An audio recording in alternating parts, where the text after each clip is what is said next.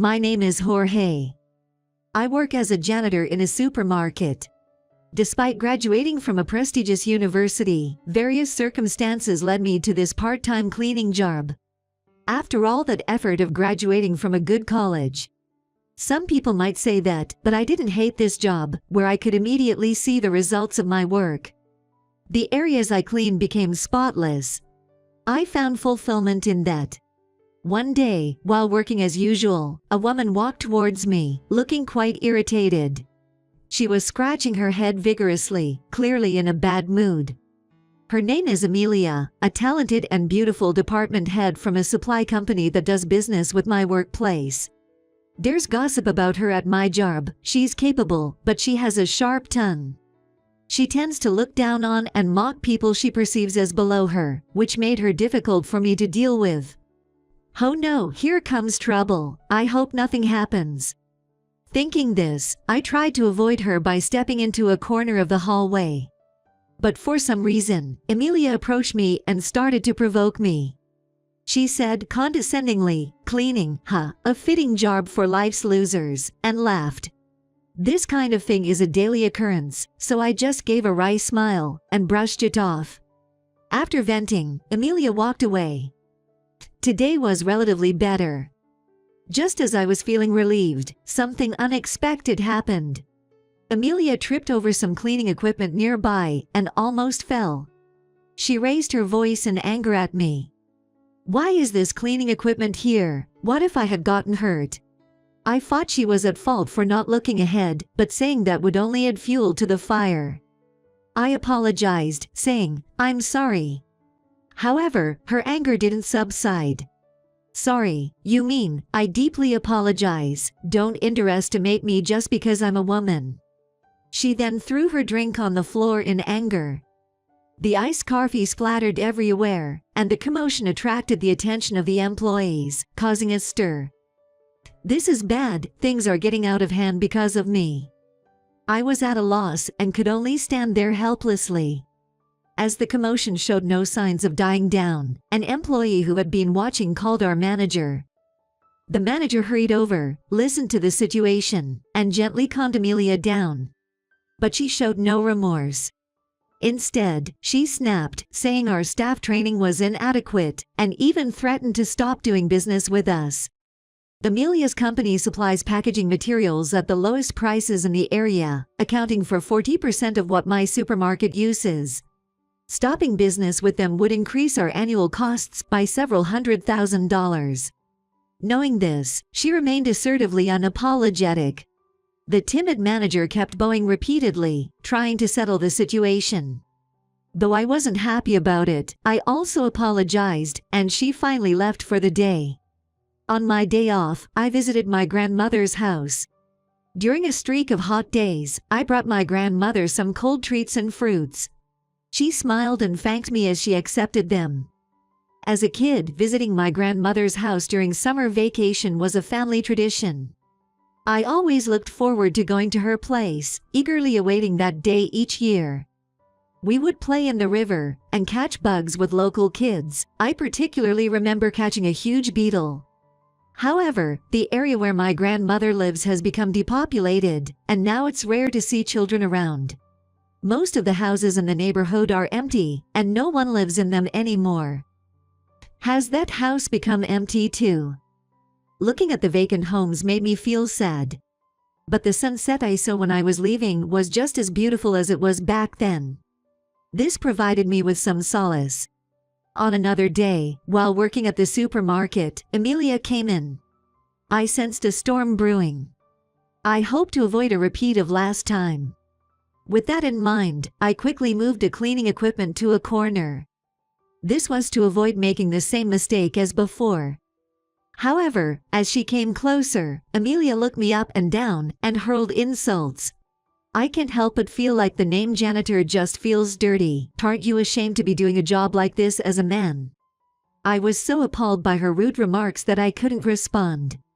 Just then, executives who were inspecting the store happened to pass by and overheard our conversation. "You shouldn't be so harsh to our employees, regardless of who you are. Aren't you also doing business as a woman?" Amelia, not knowing the company president, became infuriated.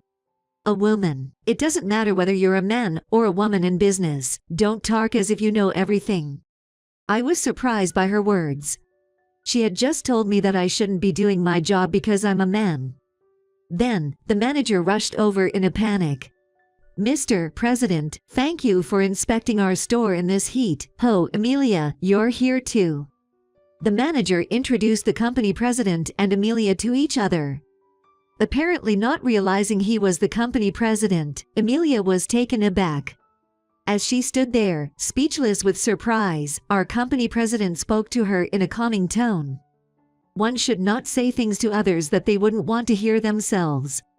And judging people by their job is not right, he gently admonished. Besides, Jorge is contributing to society while working as a janitor. We support his efforts. Working in collaboration with the local government. Indeed, while working as a janitor, I had started a non-profit organization to address local issues. My organization focuses on helping with shopping in depopulated areas. My grandmother was the inspiration for this initiative. I graduated from a prestigious university and landed my dream job at a major trading company. Traveling the world and making my mark on it was my dream. But the job at the trading company was tough, and I couldn't keep up with the intense workload, leading to my resignation after about 6 months. It wasn't supposed to be like this. It was the first time I had ever failed at something significant, having lived a life of smooth sailing until then. I lost all my confidence and shut myself in my room. Eventually, my mother, concerned about her son who never left his room, told me to deliver some things to my grandmother's house if I had nothing else to do. Her house, located in the mountains and far from the city, made shopping inconvenient. So my mother would deliver groceries to her once a week. I wasn't doing anything else, so I felt I should at least do that. Having calmed down a bit over time, I took on the task of delivering the items. I thought it was time to stop hiding away. Every time I delivered packages to my grandmother, she would greet me with a beaming smile and a heartfelt thank you. Those words meant the world to me, especially as I was struggling with confidence after failing to keep up with my demanding job. It felt good to know that even I could be useful. This happiness led me to visit my grandmother's house almost daily. As I frequented my grandmother's place, I started having more conversations with the neighbors. Initially, it was just small talk, but eventually, they began to ask me for a favor. If it's not too much trouble, could you also do some shopping for us? They were asking if I could pick up groceries for them along with my grandmother's. Most people in the area own cars.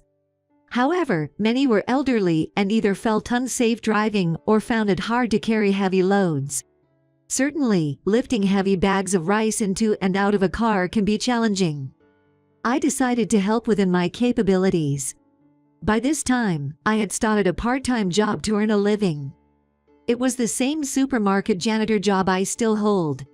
I couldn't keep relying on my parents forever. So, I thought I'd start with a part-time job. Even after starting the janitor job, I continued to help with shopping during my days off, and also after work. I wanted to see everyone's smiling faces. It was physically demanding, but the gratitude I received kept me going, even on tough days. One day, on my day off, while I was doing the usual bulk shopping at the supermarket, the manager approached me. "Jorge, you're off today, right? What are you going to do with all this stuff?" The manager had noticed my frequent large purchases and was curious. I explained that I was helping my grandmother and her neighbors with their shopping. To my surprise, the usually timid and hard-to-read manager praised my efforts, saying it was admirable that I was helping others. As I was leaving, the manager handed me a cold drink, saying, "Here, take this." On a hot day like that day, a cold drink was truly a blessing. I thanked the manager and accepted the drink, feeling deeply touched by his concern for me. About a month later, as I was about to leave work, the manager called me aside. In the meeting room, just the two of us, I sensed a heavy atmosphere. I have a bad feeling. Are they going to fire me because of financial troubles? I was restless and uneasy. Waiting for the manager's words, he then said something unexpected. Jorge, how about starting a nonprofit organization that deals with shopping assistance?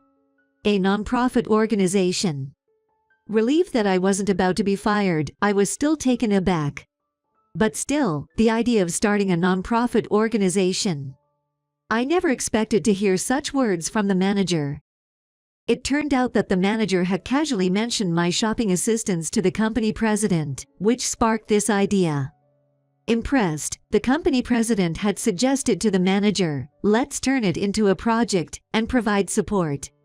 It seems the president's own mother lives in a rural area and faces difficulties with shopping, much like my situation.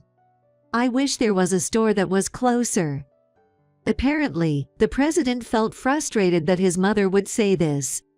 So, when he heard about my situation, he proposed starting a nonprofit organization. Having the company's support would be great. But I wondered if I could really do it. I had left my first full-time job after just 6 months. I hadn't worked properly as an employee, and now I was being asked to start a project. I shared my concerns openly with the manager. He reassured me, saying that everyone has uncertainties at the beginning. It'll be challenging, but I'll help as much as I can. Let's give it a try, he encouraged. Encouraged by the manager's words, I felt a mix of anxiety and determination, thinking of my grandmother and the neighbors. I decided to give it my best shot. One of the requirements for establishing a nonprofit organization was having at least 10 members. So, I set out to gather volunteers, asking various people for help. There were many other tasks necessary for the establishment. The application process was filled with complexities I didn't understand. It was quite challenging. I had thought the process would be simpler. Preparing the application documents was especially tough. There were so many types, and they were filled with complicated terms. Somehow, I managed to prepare and submit the documents, waiting for the review with a hopeful heart. After some time, we received the official approval, and we all hugged and cried with joy. We were just at the starting line, but reaching this point was a huge relief for me. When we started the shopping assistance service, its reputation spread through word of mouth. People were happy to have their heavy groceries delivered right to their doors. We received great feedback, like not having to spend hours shopping. Consequently, the number of users increased, and we expanded the delivery areas. Things were getting busy, but we hadn't reached the point where I could earn a salary from it. I was still just managing to cover monthly expenses. I still don't make a salary from this, so I'm working part-time here. I explained with a wry smile. Amelia, surprised that someone like me was contributing to society, blushed and looked down. Even though she's proud, she couldn't bring herself to apologize sincerely, and just muttered a reluctant apology before leaving. As she was leaving, she muttered under her breath, audible only to me, "It probably won't work out anyway.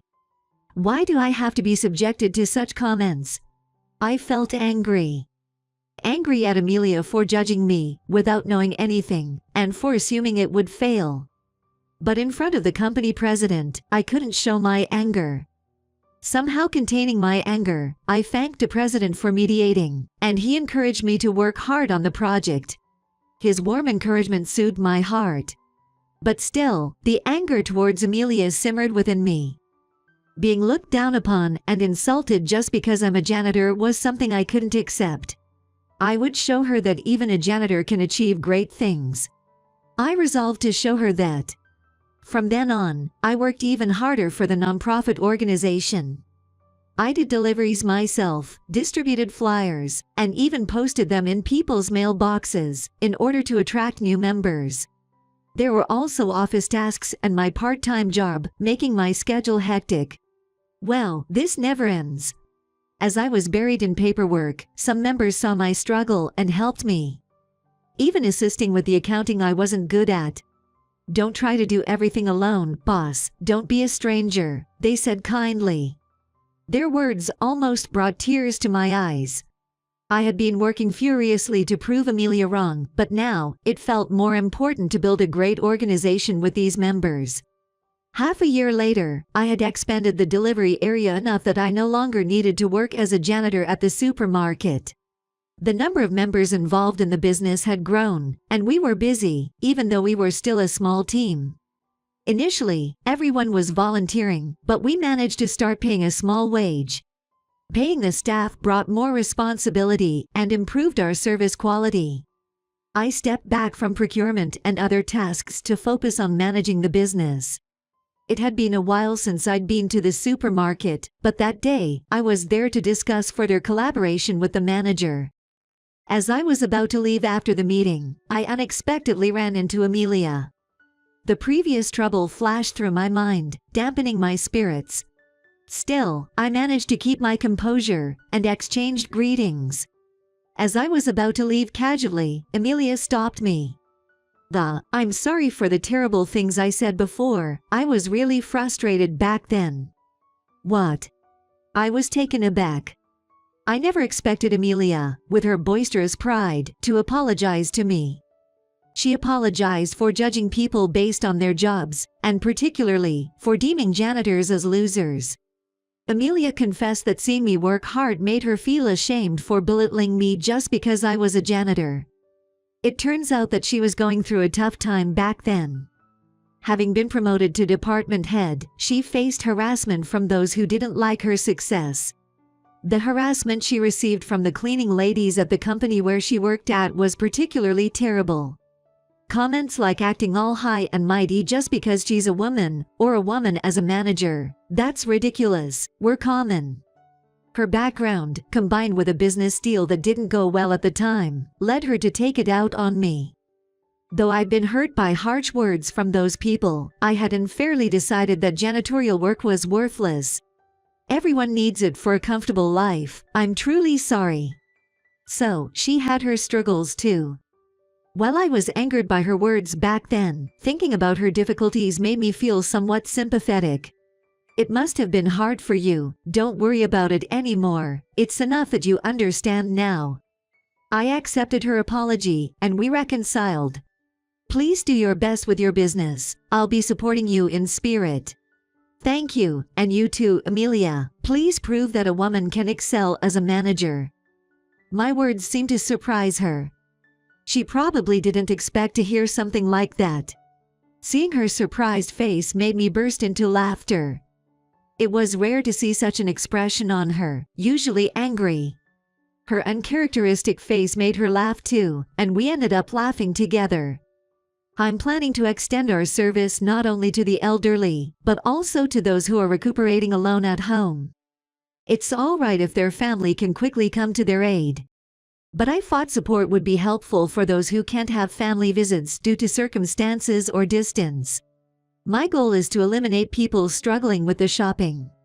Today, as always, I continue to walk towards that dream.